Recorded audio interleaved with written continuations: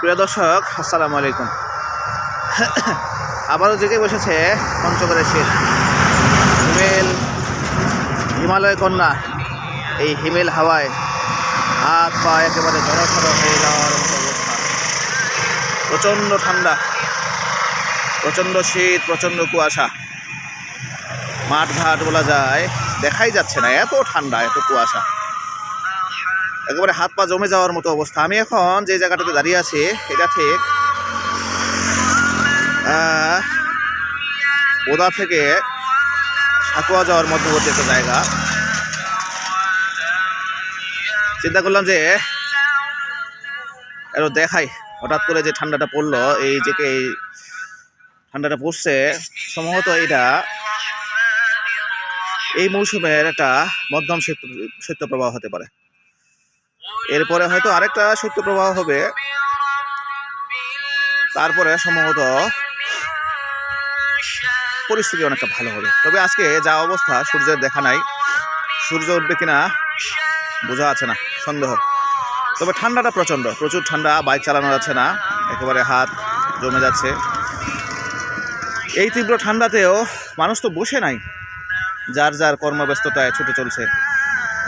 যেমন আমিও রেগুলার কামলা দিতে যে জায়গাতেই যাই, আজকেও সে জায়গাতেই যাচ্ছে। ঘরে বসে থাকার কোনো সুযোগ নাই। মনে হচ্ছিল ঠান্ডাটা এত তীব্র, যেহেতু আগুন টাগুন বা এর কাছে বা চুলার কাছে বা গরম কিছুর কাছে যদি বসে থাকা যায় তো হয়তো একটু আরাম লাগতো, কিন্তু সে সুযোগ সে সুযোগ নাই, উপায় নাই, যেতে হবে প্রিয় কর্মস্থলে।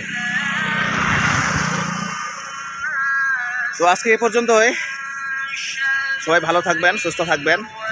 বাইক চালানোর সময়, এই মুহূর্তে বাইক চালানো খুব রিস্কি, বাইক চালানোর সময় যথেষ্ট সতর্কতা অবলম্বন করবেন। হেলমেট তো অবশ্যই দেবেন। বাইক চালানোর সময় আপনারা হেডলাইট চালিয়ে দেবেন, সিটবেল্ট করবেন, হেডলাইট চালিয়ে দেবেন, উষ্ণ কাপড় পরবেন।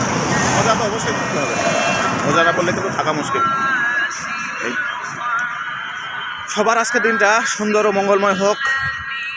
এই ঠান্ডাটি, এই শৈত্যপ্রবাহটি আপনারা উপভোগ করেন। তবে সবচেয়ে দুঃখের বিষয় হলো যারা নিম্ন আয়ের মানুষ, এ পর্যন্ত বিত্তবানেরা, কোটিপতিরা খুব কম এগিয়ে এসেছে। তাদের আসলে এগিয়ে আসা উচিত। কাঁথা কম্বল লেপ যে যা পারে তাদের এগিয়ে আসা উচিত। মানুষের নিদারুণ কষ্ট, আমরা ছাপোষা মানুষ, আমাদের আসলে করার কিচ্ছু নেই।